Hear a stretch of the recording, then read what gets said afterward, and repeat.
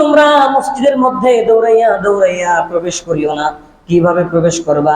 আল্লাহ রাসূল জানিয়েছেন, ওয়াতুহা তামশুনা আলাইকুমুস সাকিনা, তোমরা ধীরে স্ত্রীর সাথে ঠান্ডা ভাবে হেঁটে হেঁটে মসজিদে যাও, তারপরে ইমামের সাথে নামাজ আদায় করো।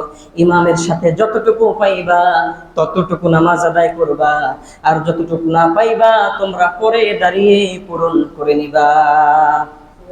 এটা নামাজের ক্ষেত্রে। দেখেন, নামাজের জন্য দৌড়ানোর অনুমতি নাই। বুঝছেন বিষয়টা? নামাজ এক রাকাত ছুটে যাবে এই জন্য দৌড়ানোর অনুমতি নাই। তার মানে এমনি দৌড়ানোর অনুমতি আছে? শোরগোল চিৎকার চেঁচামেচি করার অনুমতি আছে? নাই, কোনোভাবে নাই। এজন্য মসজিদ হচ্ছে আল্লাহ তাআলার ঘর, আল্লাহর নিদর্শন। এখানে আদবের সাথে চলতে হবে, মসজিদকে সম্মান করে চলতে হবে। আপনি যদি মসজিদকে সম্মান করে চলেন, আল্লাহ তাআলা আপনাকে সম্মান করবে। আল্লাহ যদি আপনাকে সম্মান করে, পুরো বিশ্ববাসী আপনাকে সম্মান করবে। সুবহানাল্লাহ। ঘুমাইতেছেন আপনারা? ঘুমাইতেছেন? আমার কথা বুঝে আসতেছে? তাহলে সুবহানাল্লাহ জোরে বলেন। এইবার ঠিক আছে। আল্লাহ রাব্বুল আলামিনের দরবারে অসংখ্য অগণিত লক্ষ কোটি কোটি শুকরিয়া যে আল্লাহ তাআলা আমাদের সবাইকে পবিত্র ঘর মসজিদের মধ্যে আসার মতো, বসার মতো তৌফিক দান করেছেন। এজন্য মহান রব্বুল আলামিনের দরবারে সবাই মিলে এক আওয়াজে উচ্চ কণ্ঠে আল্লাহ তাআলা শুকরিয়া জ্ঞাপন করি, আলহামদুলিল্লাহ। আলহামদুলিল্লাহ। আল্লাহ তাআলার ঘর পবিত্র একটা ঘর। সম্মানিত উপস্থিতি, আজ আমরা যে নামাজ পড়ি, নামাজ আদায় করি, নামাজের কাতারগুলো কি শুধুই কোনো মানুষের পাশে দাঁড়িয়ে থাকা? বরং এই নামাজের কাতারগুলো হচ্ছে ইসলামের নিদর্শন, ঈমানের নিদর্শন। রাসূল সাল্লাল্লাহু আলাইহি ওয়াসাল্লাম বলেছেন যে নামাজের কাতার যদি বাঁকা হয়, আল্লাহ তাআলা মানুষের অন্তরকে বাঁকা করে দেয়। তারপরে মানুষের কাতারের মধ্যে যদি ফাঁকা থাকে, তাহলে আল্লাহ তাআলা আল্লাহর রহমতকে তার থেকে দূর করে দেয়, মানে ফাঁকা সৃষ্টি করে দেয়। তো এই জন্য আমাদের গুরুত্বপূর্ণ কয়েকটা বিষয় আজকে আমরা জানবো। সেটা হচ্ছে মসজিদের মধ্যে আল্লাহ তাআলার এই ঘর, পবিত্র মসজিদ, এই ঘরের ভিতর এবং বাহিরের আদব কি, আমাদের শৃঙ্খলা রক্ষা করা দরকার কিভাবে। এই মসজিদের আদব ও শৃঙ্খলা সম্পর্কে আজকে আলোচনা করব। আল্লাহ আমাদের সবাইকে এই আলোচনাটুকু মনোযোগ সহকারে, ধৈর্য সহকারে শুনবার তৌফিক দান করুক, করি আমিন। আজকের আলোচনাকে আপনাদের বোঝার সুবিধার্থে আমি 7টি পয়েন্টে সাজিয়েছি। কয়টি পয়েন্ট? 7টি পয়েন্ট। আমরা 7টি পয়েন্ট মনে রাখবো ইনশাআল্লাহ। আল্লাহ তৌফিক দান করুক, করি আমিন। প্রথম 1 নম্বর পয়েন্ট আজকের আলোচনা, আমরা যে ঘরের মধ্যে এখন বসে আছি, এটা কার ঘর? এই ঘরের গুরুত্ব কি? এই আল্লাহ তাআলার ঘরের মাহাত্ম্য এবং গুরুত্ব কি? আমরা যে ঘরের মধ্যে আসি, আচ্ছা বলেন তো, আমরা যদি প্রধানমন্ত্রী যদি আমাদের কাউকে দাওয়াত করে, আমরা তার বাড়িতে যাব একেবারে ফকিরনি, মিসকিন, খয়রাতি বা একেবারে খারাপ, সে আমার দিকে অন্যভাবে তাকাবে, সেভাবে কি যাব? কথা বলেন না। আমরা যখন প্রধানমন্ত্রী বা রাষ্ট্রপ্রধান তাদের বাড়িতে তিনি যখন আমাদেরকে দাওয়াত দিবে, আমরা যখন তাদের কাছে যাব, তাদের বাড়িতে যাব, তখন আমরা কি অবস্থায় যাব? সেজে গুজে, ভালো কাপড়, ডাট ফাট সবকিছু পরিপাটি হয়ে যাব। বিষয়টা এমন না? ওইখানে গিয়ে কি চিৎকার চেঁচামেচি হই হুল্লা এগুলো করব না। দেখেন, রাষ্ট্রপ্রধানের ক্ষেত্রে যদি ওইটা হয়, তাহলে আমরা আল্লাহর ক্ষেত্রে কেমন হওয়া দরকার? কথা বলেন।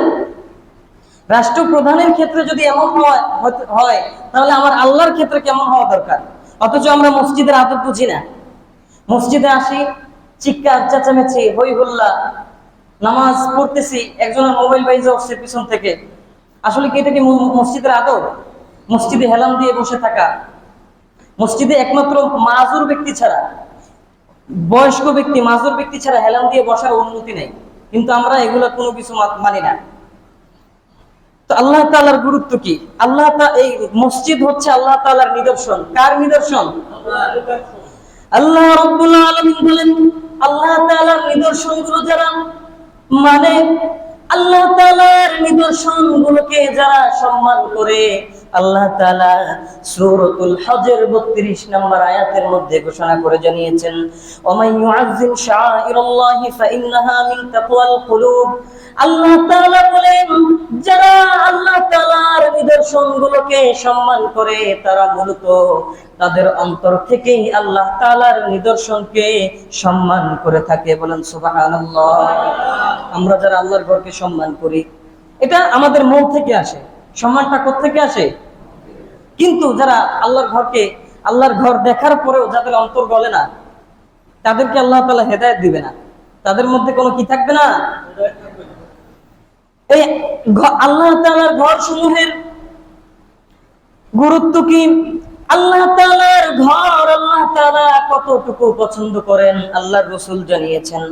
মুসলিম শরীফের 671 নম্বর হাদিসের বর্ণনা, আল্লাহর রাসূলের সাহাবী আবু হুরায়রা রাদিয়াল্লাহু তাআলা আনহু বলেন, আহাব্বুল বিলাদি ইলাল্লাহি মাসাজিদুহা। আল্লাহর রাসূল সাল্লাল্লাহু আলাইহি ওয়াসাল্লাম বলেন, আল্লাহ তাআলার কাছে সবচেয়ে প্রিয় জায়গা, সবচেয়ে পছন্দের জায়গা হলো এই আল্লাহর ঘর, মসজিদ। বলেন কোন জায়গা? কোন জায়গা? পৃথিবীর মধ্যে সবচেয়ে পছন্দের জায়গা কোনটা? তারপরে আল্লাহর রাসূল বলেন, ওয়া আবগাদুল বিলাদি ইলাল্লাহি আসওয়াকুহা। আল্লাহ তাআলার কাছে সবচেয়ে ঘৃণিত জায়গা, সবচেয়ে অপছন্দনীয় জায়গা হচ্ছে এই যে আমরা যে বাজারের মধ্যে বসবাস করি, এই বাজারটাই হচ্ছে আল্লাহ তাআলার কাছে অপছন্দনীয়। এখন বিষয়টা বোঝেন, বাজারটা আল্লাহ তাআলার কাছে কি? বাজার কিন্তু আল্লাহ তাআলার কাছে পছন্দ না। কেন পছন্দ না জানেন? বাজার মানে কি? বেচা কিনার জায়গা। বাজার মানে কি? বেচা কিনার জায়গা। এই বাজারকে আল্লাহর রাসূল আল্লাহ তাআলার অপছন্দের জায়গা কেন বললেন? আমরা বেচা কিনা করতে গেলে, এটা একটা গুরুত্বপূর্ণ একটা বিষয় মনে রাখবেন, বেচা কিনা করতে গেলে আমরা যারা ক্রেতা থাকি, আমরা ক্রেতারা চাই কিভাবে দোকানদারকে ঠকাইয়া বেশি আনা যায়। আমরা এটা চাই না? আমরা চাই যে অল্প দামের ভিতরে বেশি ভালো কোনটা পাওয়া যায়। আর যিনি বিক্রেতা, ওনার চিন্তা থাকে ক্রেতারে ঠকাইয়া আমি টাকা বেশি নিয়ে পণ্য কোনটা খারাপ দেওয়া যায়। এই যে আমি চাই বিক্রেতাকে ঠকাইতে, বিক্রেতা চায় আমাকে ঠকাইতে, এই যে ঠকাঠকির একটা কি মেলা, এই জন্য প্রতিযোগিতা, এই জন্য আল্লাহ তাআলা এই বাজারটাকে অপছন্দ করে। এই জন্য বাজারটাকে আল্লাহ কি করে? এখন দেখেন, এই বাজারটা অপছন্দের জায়গা, এই বাজার অপছন্দের জায়গার মধ্যে আল্লাহ একটা মসজিদ তৈরি করে দিয়েছেন। তার মানে একটা পছন্দের জায়গা। মসজিদটা একটা কিসের জায়গা? বাজারের মধ্যে যা ইচ্ছে তা হোক, কিন্তু মসজিদে যখন আসবেন আদবের সাথে আসবেন। পারবেন না ইনশাআল্লাহ? তার মানে মসজিদের মধ্যে এসে আদবের খিলাফ হবে এমন কোনো কাজ করা যাবে না। এই আজকে বুঝানোর পরে এটা মাথার ভিতরে ঢুকিয়ে নেবেন, ব্রেনের ভিতরে ঢুকিয়ে নেবেন যে মসজিদ আল্লাহ তাআলার ঘর, মসজিদ আমার জন্য সম্মানের জায়গা। আমার জন্য মসজিদ, আগে তো মানুষ মসজিদ দেখলে একটা খারাপ কথাও বলতো না। যখন আমরা একটু ছোট ছিলাম বা একটু বুঝতাম, এই মসজিদ বেড়া সামনে তুই গালাগালি করো স্যার, এরকম হইতো না? আর এখন মসজিদের ভিতরে গালাগালি করতে অসুবিধা নাই, প্রয়োজন বোধ মনে করে না। দেখেন মানে আমাদের সেন্স আমরা কতটুকু নিচে চলে গেছি। এই জন্য মসজিদকে যারা সম্মান করে, আল্লাহ তাআলা বলেন তারা তাদের অন্তরের তাকওয়া থেকে করে। কিসে থেকে করে? অন্তরের তাকওয়া থেকে করে। তার মানে 1 নম্বর পয়েন্ট আজকের আলোচনার, আল্লাহ তাআলার ঘরের গুরুত্ব ও মাহাত্ম্য। 2 নম্বর, মসজিদে প্রবেশ করার আদব কি? মসজিদে প্রবেশ করে অবস্থান করার আদব কি? আমরা একটা হাদিস শুনি, তারপরে বলি বিষয়টা ভাঙিয়ে। সহিহ বুখারী 908 নম্বর হাদিসের বর্ণনা। এই হাদিসের বর্ণনাকারী আল্লাহর রাসূলের সাহাবী আবু হুরায়রা রাদিয়াল্লাহু তাআলা আনহু, তিনি বলেন রাসূল সাল্লাল্লাহু আলাইহি ওয়াসাল্লাম বলেছেন, ইযা উকিমাতিস সালাতু ফালা তাতুহা তাসআউন। আল্লাহর রাসূল বলেন, তোমাদের নামাজের জন্য যখন ইকামত দেওয়া হয় তখন তোমরা মসজিদের মধ্যে দৌড়াইয়া প্রবেশ করিও না। আরে তাকবীরে ওলাটা ছুটে যাবে, ইমাম সাহেব রুকুতে আছে, এই মনে হয় রুকু থেকে উঠে যাবে, আমি দৌড়ে গিয়ে যদি রুকুটা ধরতে পারি এই রাকাতটা পাবো, এরকম একটা চিন্তা থাকে না? এজন্য দেখবেন যখন নামাজ হয়, ইকামত, ইমাম সাহেব রুকুতে যায় অথবা ইকামত চলতেছে, অনেকে দেখবেন দৌড়ে আসতেছে, এটা কিন্তু নিষেধ। এটা কিন্তু দৌড়ে আসার কিন্তু কি নেই, অনুমতি নেই। কিন্তু আমরা এই কিছুদিন আগে বনরূপায় নামাজ পড়ছি মাগরিবের, তখন ইমাম রুকুতে ছিল, আমি তো অন্য অন্য এলাকার, বনরূপা গেছি বাজারে, দেখলাম যে সবাই দৌড়, সব দৌড়াইতেছে। অথচ এই বিষয়গুলো আমাদের জানা থাকা দরকার। সহিহ বুখারীর বর্ণনা, আল্লাহর রাসূল বলেন, যখন একামত দেওয়া হয় তখন তোমরা মসজিদের মধ্যে দৌড়াইয়া দৌড়াইয়া প্রবেশ করিও না। কিভাবে প্রবেশ করবা? আল্লাহ রাসূল জানিয়েছেন, ওয়াতুহা তামশুনা আলাইকুমুস সাকিনা, তোমরা ধীরে স্ত্রীর সাথে ঠান্ডা ভাবে হেঁটে হেঁটে মসজিদে যাও, তারপরে ইমামের সাথে নামাজ আদায় করো। ইমামের সাথে যতটুকু পাইবা ততটুকু নামাজ আদায় করবা, আর যতটুকু না পাইবা তোমরা পরে দাঁড়িয়ে পূরণ করে নিবা। এটা নামাজের ক্ষেত্রে। দেখেন, নামাজের জন্য দৌড়ানোর অনুমতি নাই। বুঝছেন বিষয়টা? নামাজ এক রাকাত ছুটে যাবে এই জন্য দৌড়ানোর অনুমতি নাই। তার মানে এমনি দৌড়ানোর অনুমতি আছে? শোরগোল চিৎকার চেঁচামেচি করার অনুমতি আছে? নাই, কোনোভাবে নাই। এজন্য মসজিদ হচ্ছে আল্লাহ তাআলার ঘর, আল্লাহর নিদর্শন। এখানে আদবের সাথে চলতে হবে, মসজিদকে সম্মান করে চলতে হবে। আপনি যদি মসজিদকে সম্মান করে চলেন, আল্লাহ তাআলা আপনাকে সম্মান করবে। আল্লাহ যদি আপনাকে সম্মান করে, পুরো বিশ্ববাসী আপনাকে সম্মান করবে। সুবহানাল্লাহ। ঘুমাইতেছেন আপনারা? ঘুমাইতেছেন? আমার কথা বুঝে আসতেছে? তাহলে সুবহানাল্লাহ জোরে বলেন। এইবার ঠিক আছে। তো এই জন্য মসজিদের মধ্যে চলতে হবে কিভাবে, এটা একটা কিন্তু গুরুত্বপূর্ণ মাসালা। যে যখন নামাজ শুরু হয়ে যাবে, ইমাম যে অবস্থা থাকুক, আপনি ধৈর্যের সাথে মসজিদে প্রবেশ করবেন। দৌড়ানোর কি নাই, অনুমতি নেই, দৌড়ানো যাবে না। এটা মনে রাখবেন সব সময়। এই গেল মসজিদের 2 নম্বর পয়েন্ট, মসজিদ প্রবেশে অবস্থানের আদব। এবং মসজিদে অবস্থান করবেন কিভাবে? মসজিদে আসার পরেই 2 রাকাত তাহিয়াতুল মসজিদ অথবা দুখুলুল মসজিদ আদায় করবেন যদি সময় থাকে। একটা জিনিস খেয়াল করবেন, দুখুলুল মসজিদ কিন্তু ওয়াজিব না, এটা নফল ইবাদত। আপনি যদি করেন মসজিদের হক আদায় হবে। আপনি যদি 2 রাকাত দুখুলুল মসজিদ আদায় করেন, কিয়ামতের দিন মসজিদ আপনার জন্য আল্লাহ তাআলার দরবারে সাক্ষ্য দিবে, আপনার নাজাতের জন্য সাক্ষ্য দিবে যে আল্লাহ মসজিদে আমার ঘরে, আপনার ঘরে এসে নামাজ আদায় করছে। এই জন্য 2 রাকাত দুখুলুল মসজিদ যখন প্রবেশ করেন, যেখানে কোন এক জায়গায় ঘুরতে গেছেন, দেখবেন একটা মসজিদ, একটু বসি, ওযু করে ভিতরে ঢুকে বসার আগে 2 রাকাত নামাজ পড়বেন, তাহলে অবশ্যই মসজিদ আপনার জন্য কিয়ামতের দিন সাক্ষ্য হয়ে দাঁড়াবে। সুবহানাল্লাহ। এই গেল 2 নম্বর পয়েন্ট। 3 নম্বর পয়েন্ট, মসজিদের ভিতরের শৃঙ্খলা ও অপ্রয়োজনীয় দুনিয়াবি কথাবার্তা। এটা খুব গুরুত্বপূর্ণ একটা কথা না? দুনিয়াবি কথাবার্তা আমরা তো এটা কিছু মনেই করি না। দেখেন, মসজিদে কিন্তু দুনিয়াবি কথাবার্তা বলা জায়েজ আছে, বৈধ, কিন্তু অপছন্দনীয়। কোন প্রসঙ্গে দুনিয়াবি কথা বলা বৈধ? শোনেন, এই দিনের কোনো খেদমত চলতেছে, দিনের কোনো কাজ, এর জন্য সবাই যখন কোনো পরামর্শ বা মশওয়ারায় বসবে, সেক্ষেত্রে যদি প্রসঙ্গ মতে যদি কোনো একটা দুনিয়াবি কথা চলে আসে, তাহলে অসুবিধা নেই। কিন্তু আপনারা পয়সা কিসসা কাহিনী শুরু করে দিচ্ছেন, অমুক জায়গায় গেছি, তমুক জায়গায় গিয়া এই করছি, সেই করছি, উল্টে ফেলছি, চিত্র একাত্তরে একেবারে দিতেছেন মসজিদের ভিতরে, না, সম্পূর্ণরূপে নিষেধ, এভাবে বলা যাবে না। এজন্য মসজিদ এমন, আমরা তো মোবাইলটার দিকে লক্ষ্য রাখবেন। মসজিদে মোবাইল চালাবেন, যারা মোবাইল চালাইতে বয়স্ক যারা আছেন, বিশেষ করে যারা মুরব্বীরা যারা আছেন, মসজিদে ঢোকার আগে মোবাইলটা বন্ধ করে দিবেন। আপনারা সাইলেন্ট করার দরকার নাই, আপনারা সোজা বন্ধ করে দিবেন। কেননা যখন ইমাম কেরাত করবে, তেলাওয়াত করবে, আল্লাহ তাআলা বলছেন, যখন ইমাম তেলাওয়াত করো তখন তোমরা মনোযোগ সহকারে তেলাওয়াত শোনো। তা আপনার মোবাইলটা যখন বেজে ওঠে, তখন সবার তেলাওয়াতে শোনায় বিঘ্ন ঘটে না? কথা বলে না, বিঘ্ন ঘটে না? এই জন্য মসজিদে ঢোকার আগে মোবাইলটা কি করে দিবেন সবাই। আর হঠাৎ করে যদি 2-1 বেজে ওঠে, এই জন্য তারা বেজ্জতি করা যাবে না, এটাও করা যাবে না। হঠাৎ হইতেই পারে, মনে নাই, হইতেই পারে, এজন্য আপনি একেবারে সবার সামনে সাইজ করে দিলেন না, এটাও না, এটাও মসজিদের আদবের খেলাফ। এজন্য সবাই সতর্ক থাকবেন। আল্লাহ হেফাজত করুক, করি আমিন। দেখেন, এই বিষয়ে আমরা একটা হাদিস দেখি, আবু দাউদ শরীফের 1332 নম্বর হাদিসের বর্ণনা। এই হাদিসের বর্ণনাকারী হচ্ছে আবু সাঈদ আল খুদরি রাদিয়াল্লাহু তাআলা আনহু। তিনি বলেন, ক্বালা ই'তাকাফা রাসূলুল্লাহ সাল্লাল্লাহু আলাইহি ওয়াসাল্লাম, রাসূল সাল্লাল্লাহু আলাইহি ওয়াসাল্লাম মসজিদের মধ্যে ই'তিকাফরত অবস্থায় ছিলেন। অবস্থায় থাকার পরে আল্লাহর রাসূল শুনতে পেলেন, ফাসামিআহুম ইয়াজহারুনা বিল কিরাআ, এক সাহাবী জোরে জোরে কোরআন তেলাওয়াত করতেছে। এক সাহাবী জোরে কোরআন তেলাওয়াত করতেছে। আল্লাহর রাসূল ইতিকাফের পর্দাটা সরাইয়া দিলেন। ইতিকাফের পর্দা সরাইয়া আল্লাহর রাসূল বললেন যে শোনো, আলা ইন্না কাল্লামাহু মুনাজিন রাব্বাহু, তোমরা এখানে যারাই আছো, মসজিদের মধ্যে অনেক সাহাবারা ছিল, যারাই আছো তোমরা তো আল্লাহ তাআলার সাথে একা একই গোপনে কথা বলতেছো।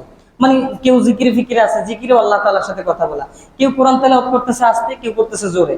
তা আল্লাহর রাসূল বলতেছেন শোনো, ইউজিয়ান্না বা'দুকুম বা'দা, তোমরা এই যে মসজিদের ভিতরে জিকির করতেছো, তেলাওয়াত করতেছো, নামাজ পড়তেছো, তোমার জিকিরের দ্বারা, তোমার নামাজের দ্বারা, তোমার তেলাওয়াতের দ্বারা যাতে অন্যের কোনো কষ্ট না হয়। কি বলছে? জিকিরের দ্বারা। তার মানে ওই মসজিদে যদি কোনো ব্যক্তিরা থাকে, এমন ভাবে জিকির, এমন ভাবে তেলাওয়াত, এমন ভাবে নামাজের মধ্যে একা একা নামাজ পড়তেছেন, ধরেন ফরজ নামাজ পান নাই, আপনি শেষে আইসা একা একা ফরজ পড়তেছেন, একেবারে ফাটাই ফেলতেছেন, অনুমতি নাই। আমার কথা বুঝতে পারতেছি আমি? যেখানে নামাজ, কেরাত, তেলাওয়াত এগুলোর মধ্যে আল্লাহ রাসূল অনুমতি দেয় নাই, তার মানে কি মসজিদে এসে চিৎকার চেঁচামেচির অনুমতি দিছে? না। কথা বলেন না, চিৎকার চেঁচামেচির অনুমতি দিছে? না। কিয়ামতের একটা আলামত হচ্ছে, আল্লাহ রাসূল বলেন কিয়ামতের একটা আলামত হচ্ছে, কিয়ামতের আগে মসজিদের মধ্যে শোরগোল, হই হুল্লা শুরু হবে। মসজিদের মধ্যে কি শুরু হবে? হই হুল্লা, শোরগোল, চিৎকার চেঁচামেচি শুরু হয়ে যাবে। এটা হচ্ছে কিয়ামতের আলামত। কিয়ামতের আলামত। এজন্য আমাদের কিয়ামতের আলামত থেকে হেফাজত, দূরে থাকার চেষ্টা করা। পারবো না ইনশাআল্লাহ? আল্লাহ আমাদের সবাইকে হেফাজত করুক, করি আমিন। এগুলো 3 নম্বর পয়েন্ট, মসজিদের ভিতরের শৃঙ্খলা বজায় রাখা। দেখেন, একটা বিষয়ের উপর কিন্তু অনেকগুলো হাদিস আছে, সবগুলো হাদিস কিন্তু এক জুমায় এত অল্প সময়ের ভিতরে বর্ণনা করা সম্ভব না। যার কারণে এক একটা করে হাদিস বর্ণনা করে আপনাদেরকে বুঝিয়ে দিচ্ছি, আপনারা বুঝে নেন। সবগুলো হাদিস এক জুমায় বর্ণনা করা কিনা সম্ভব না। আল্লাহ বোঝার তৌফিক দান করুক, পড়ি আমিন। এগুলো 3 নম্বর পয়েন্ট। 4 নম্বর পয়েন্ট, কাতার সোজা করা এবং ফাঁকা জায়গা পূরণ করা। এটা হচ্ছে আমাদের অনেক বড় একটা গুরুত্বপূর্ণ বিষয়। আজকের জুমার অনেক গুরুত্বপূর্ণ একটা বিষয় হচ্ছে কাতার সোজা করা আর কি করা? ফাঁকা জায়গা পূরণ করা। আমরা এটার প্রতি লক্ষ্য রাখি না। শুধু এখানে কেন, আমি তো এখানে অনেক বলে মোটামুটি একটু ঠিক করি। শহর অঞ্চলে নামাজে যাই, আমি লক্ষ্য করছি যে দুজনের মাঝখানে আরেকজন দাঁড়াইতে পারবে, এই বিষয়ে তাদের কোনো প্রকার মাথায় ঘামায় না, কোনো প্রকার মাথায় ঘামাইতেছে না। অথচ এইটা যে কত বড় একটা গুরুত্বপূর্ণ একটা সুন্নাহ, কত বড় গুরুত্বপূর্ণ একটা সুন্নাহ, আমরা এই দিকে কোনো লক্ষ্যই রাখি না। আল্লাহ আমাদের সবাইকে হেফাজত করুক, করি আমিন। আসেন এই বিষয়ে আমরা কয়েকটা হাদিস দেখি। কাতার সোজা করা, সহিহ বুখারীর ৭২৩ নম্বর হাদিসের বর্ণনা। এই হাদিসের বর্ণনাকারী আনাস ইবনে মালিক রাদিয়াল্লাহু তাআলা আনহু, তিনি বলেন রাসূল সাল্লাল্লাহু আলাইহি ওয়াসাল্লাম বলেছেন, সাওয়ু সুফুফাকুম ফাইন্না তাসওয়াতিস সুফুফ। আল্লাহর রাসূল সাল্লাল্লাহু আলাইহি ওয়াসাল্লাম বলেন, ও সাহাবীরা, হে আমার উম্মত, তোমরা তোমাদের নামাজের কাতারগুলোকে সোজা করে নাও। কিসের কাতার? আরো জোরে বলেন না, কিসের কাতার? তারপরে আল্লাহর রাসূল বলেন, ফাইন্না তাসওয়াতিস সুফুফি মিন ইকামাতিস সালাত, কেননা এই নামাজের কাতার সোজা করা নামাজের অন্তর্ভুক্তের সৌন্দর্যের অন্তর্ভুক্ত। কি বলছে? দুইটা কথা। এক নম্বর হচ্ছে নামাজের কাতার সোজা করা নামাজের অন্তর্ভুক্ত। তারপরে আল্লাহ রাসূল বলছেন একই বাক্যে যে এই নামাজের কাতার সোজা করা নামাজের সৌন্দর্যের অন্তর্ভুক্ত। নামাজের কাতার যদি সোজা হয় তাহলে যা একটা সুন্দর দৃশ্য ফুটে ওঠে না? কথা বলে না, সুন্দর একটা দৃশ্য ফুটে ওঠে না? তো নামাজের কাতার সোজা হওয়া নামাজের অন্তর্ভুক্ত এবং সৌন্দর্যের অন্তর্ভুক্ত, দুইটা কথা। তো এই জন্য নামাজের কাতার আমাদের কি করতে হবে? সোজা করতে হবে। আল্লাহর রাসূল বললেন যে সাওয়ু সুফুফাকুম, নামাজের কাতার সোজা করা ওয়াজিব। নামাজের কাতার সোজা করা কি ওয়াজিব? এদিক সেদিক না, অনুমতি নেই। আবার অনেকে করে কি, সামনের কাতারে আসতে চায় না। কে? সামনের কাতারে থাকলে তো সালামটা ফিরে দৌড় মারতে পারবে না, বুঝেন নাই? সালামটা ফিরে তো আর দৌড় মারতে পারবে না, এজন্য সামনের কাতারে আসতে চায় না। অথচ সামনের কাতারের ফজিলত পিছের কাতারের তুলনায় অনেক বেশি। পিছনের কাতারের তুলনায় সামনের কাতারের ফজিলত কি অনেক। এই জন্য কি আবার মারামারি করা যাবে? আমি সামনের কাতারে দাঁড়ানো, তুই সর, এই মারামারি করা যাবে না। যারা সামনে দাঁড়ানো, সামনের কাতার পূরণ হওয়ার পরে পিছনের কাতার, ওই দ্বিতীয় কাতার আবার তৃতীয় কাতারের তুলনায় উত্তম, আবার তৃতীয় কাতার চতুর্থ কাতারের তুলনায় উত্তম, ফজিলতপূর্ণ। এজন্য নামাজের কাতার আগে পূরণ করবেন। এবার আসেন ফাঁকা জায়গা। এটা তো ঠিকই করতে পারতেছি না। এখানে আইসা পড়ছি প্রায় 2 বছর, প্রায় 2 বছর, 1-1.5 বছর পার হয়ে গেছে, কিন্তু এখানে আইসা পড়ছি 1.5 বছর আমি এইটা সোজা করতে পারতেছি না। এত বলে দিই, গিয়া বুঝাই দিই, সরেন, চাপেন, ফাঁকা জায়গা রাখেন না। অথচ দেখেন আল্লাহ রসুল বলছেন যে যদি নামাজের কাতারের মধ্যে ফাঁকা রাখে তাহলে শয়তান ভেড়ার রূপ ধরে এসে দুজনের মাঝখানে দাঁড়ায়। কিসের রূপ? কথা বলেন না, কিসের রূপ? যখন দুইজনের মাঝখানে এসে শয়তান দাঁড়াবে, তারপর মুসল্লিদেরকে হ্যাঁ কি করছিলি, সকাল থেকে কি করছস, এই প্ররোচনা দিতে থাকে, কুমন্ত্রণা দিতে থাকে। তারপর মুসল্লিদের ব্রেন নামাজ থেকে ছুটে যায়, যার কারণে ইমামের ভুল হওয়ার সম্ভাবনা থাকে। কার ভুল হওয়ার সম্ভাবনা থাকে? একটা এই গুরুত্বপূর্ণ একটা বিষয়, নাসাই শরীফের 947 নম্বর হাদিসের বর্ণনা। আল্লাহর রসুল বলেন, আল্লাহ রসুল একবার নামাজের মধ্যে সূরা রুম তেলাওয়াত করতেছিলেন। কি সূরা রুম? তো তেলাওয়াত করতে করতে সূরার মধ্যে একটু উলটপালট হয়ে গেল, আগের আয়াত পরে, পরের আয়াত আগে, এরকম হয়ে গেল। তো নামাজের পরে আল্লাহ রসুল রাগ হয়ে গেলেন সাহাবাদের প্রতি, হ্যাঁ তোমাদের কি হয়েছে যে তোমরা ওযু ঠিক মতো করো না এবং নামাজের মধ্যে মনোযোগ ঠিক মতো রাখো না? তোমাদের নামাজের মধ্যে মনোযোগ না থাকা, ওযু ঠিক মতো না করাই ইমামের নামাজের মধ্যে বিঘ্ন ঘটায়। বুঝাইতে পারলাম? মানে মুসল্লিরা যদি ওযু ঠিক মতো না করে, নামাজের মধ্যে যদি না রাখে, মনোযোগ না রাখে, তাহলে ইমামের ভুল হওয়ার সম্ভাবনা থাকে। হাদিস দ্বারা প্রমাণিত। এজন্য নামাজ পড়বেন কিসের সাথে? মনোযোগের সাথে। ফাঁকা রাখবেন না, ফাঁকা রাখলে শয়তান ঢুকবে। ফাঁকা রাখলে কি ঢুকবে? শয়তান ঢুকবে। এজন্য হেফাজত থাকবেন। আসেন আরো একটা হাদিস শুনি, আরো একটা হাদিস শুনি। আবু দাউদ শরীফের 666 নম্বর হাদিসের বর্ণনা। এই হাদিসটা হচ্ছে গিয়ে আন্তর্জাতিক নাম্বার অনুযায়ী 666 নম্বর হাদিস। এই হাদিসের বর্ণনাকারী আব্দুল্লাহ ইবনে ওমর রাদিয়াল্লাহু তাআলা আনহু, তিনি বলেন যে রাসূল সাল্লাল্লাহু আলাইহি ওয়াসাল্লাম বলেছেন, আকিমুস সুফুফা ওয়া হাযু বাইনাল মানাকিব। আল্লাহর রাসূল বলেন যে শোনো, তোমরা তোমাদের কাতারগুলোকে সোজা করো এবং কাঁধের সাথে কাঁধ মিলিয়ে দাঁড়াও। কিসের সাথে? কি? কাঁধের সাথে কাঁধ মিলিয়ে দাঁড়াও। ওয়াসুদ্দুল খালালা, এবং তোমরা তোমাদের পায়ের গোড়ালিগুলো অপর পায়ের গোড়ালির বরাবর সমান রাখো। পায়ের গোড়ালি সমান রাখার কথা বলছেন। মানে কাঁধের সাথে কাঁধ, পায়ের গোড়ালির সাথে গোড়ালি লাগাইয়া চেগাইয়া দাঁড়াইয়া না। বিষয়টা বুঝছেন? এখানে অ্যাপস এর ভিতরে যে তর্জমাগুলো দিছে, আমি দেখছি অ্যাপস এর, মোবাইলের ভিতরে যে হাদিসের অ্যাপস গুলো আছে, ওইখানে যে তর্জমাগুলো দিছে, এখানে একটা কথা মনে রাখবেন, 50% তর্জমার ভিতরে ওরা 2 নাম্বারই ঘটাইছে। আমার কথা বুঝছেন? তর্জমার ভিতরে, বাংলা অনুবাদের ভিতরে উল্টাপাল্টা অনুবাদ দিছে। এজন্য যার কারণে মোবাইল অ্যাপস দেখে হাদিস পড়ে আপনি সবকিছু করতে পারবেন না। কথা বুঝছেন? এজন্য যারা ওলামা ইকরাম, যারা আরবির অর্থ বুঝে, তাদের কাছে যাবেন, হাদিসের ব্যাখ্যা বা হাদিস জানার চেষ্টা করবেন। আল্লাহ আমল করার তৌফিক দান করুক, পড়ি আমিন। তারপরে আল্লাহ রাসূল বলেন, ওয়ালা তাজারু ফুরজাতিল শাইতান। আল্লাহ রাসূল বলেন, তোমরা শয়তানকে তোমাদের দুইজনের মাঝখানে কোনো জায়গা করে দিও না, জায়গা ফাঁকা রাখিও না, জায়গা করে দিও না। ওমান ওয়াসালা সাফা ওয়াসালাহুল্লাহ।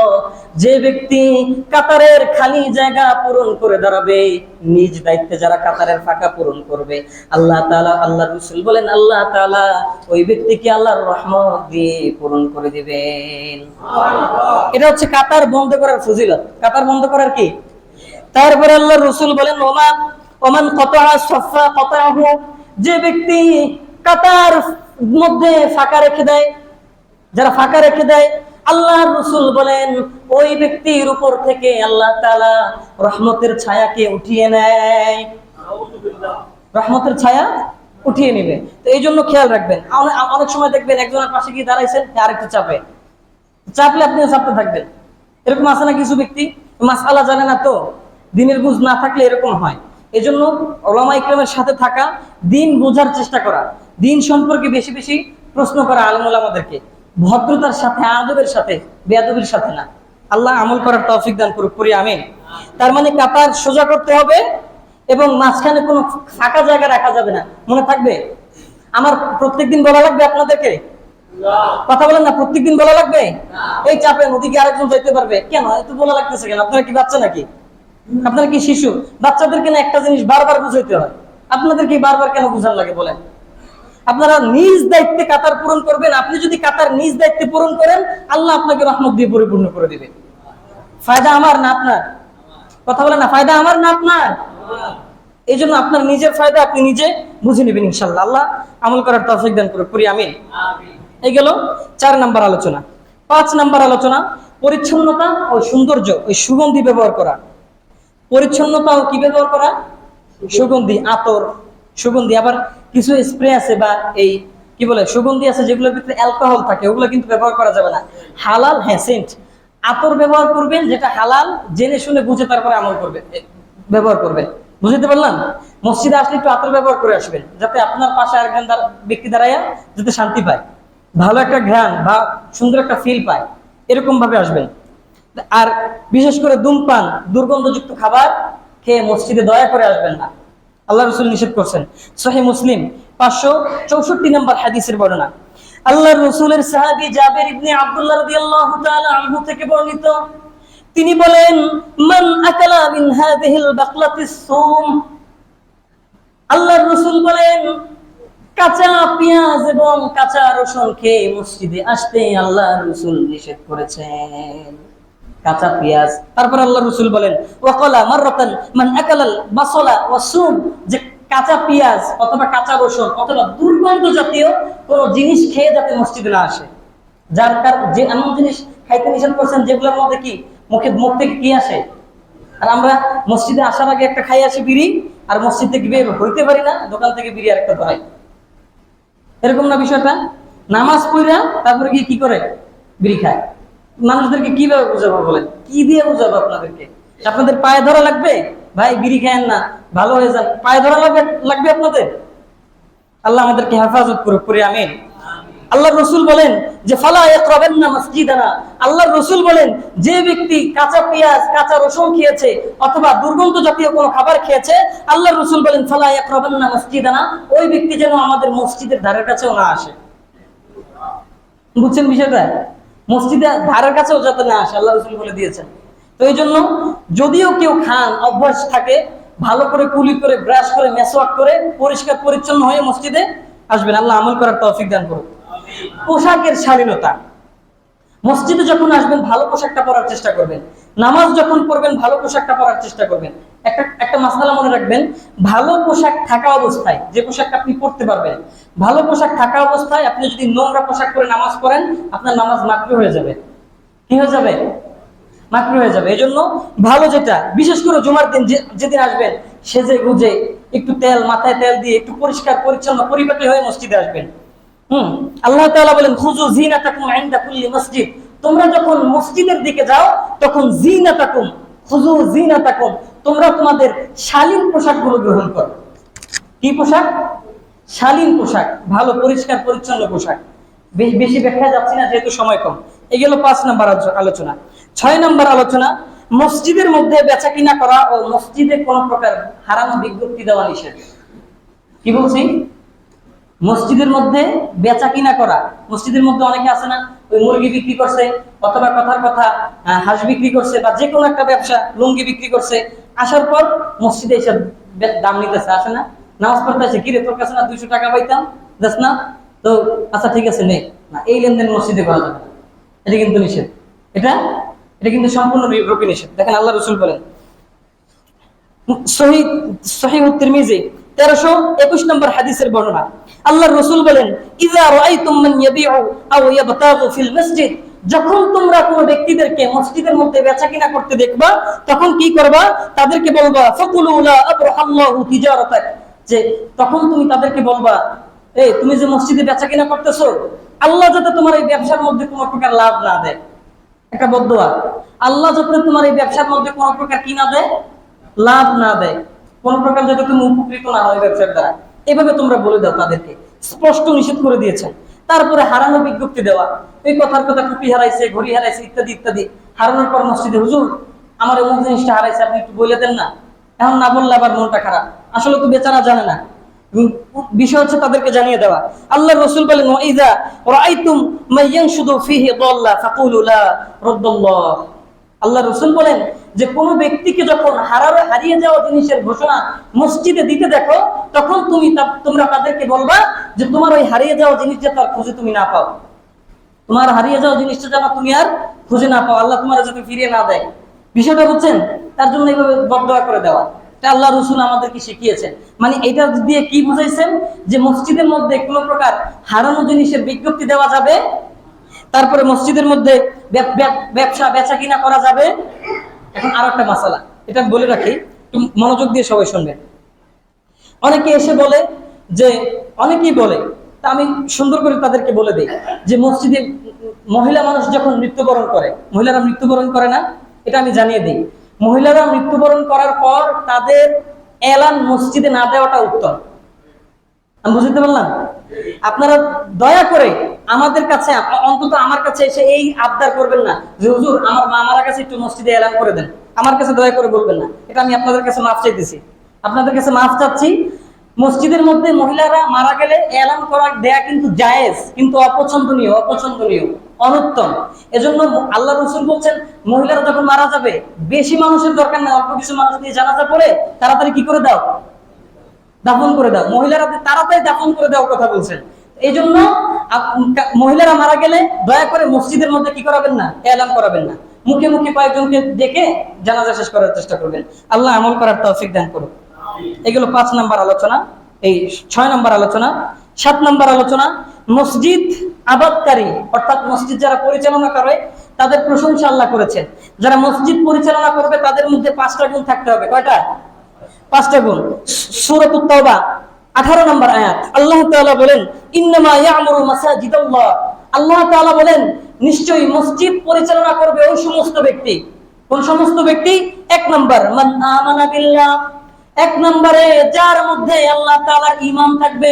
মানে কাফেররা মসজিদ কি করতে পারবে না, পরিচালনা করতে পারবে না।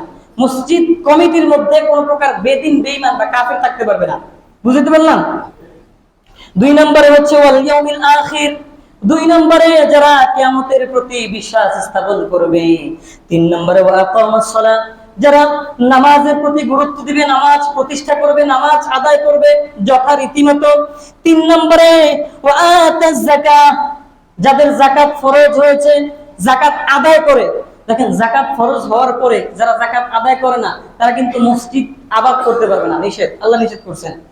তারপরে আল্লাহ রাসূল বলেন, আল্লাহ তাআলা বলেন, ওয়ালাম ইয়াখশা ইল্লা লিল্লাহ, এবং আল্লাহ তাআলা ছাড়া অন্য কাউকে ভয় করে না, ভয় করে একমাত্র যিনি, তিনি কে?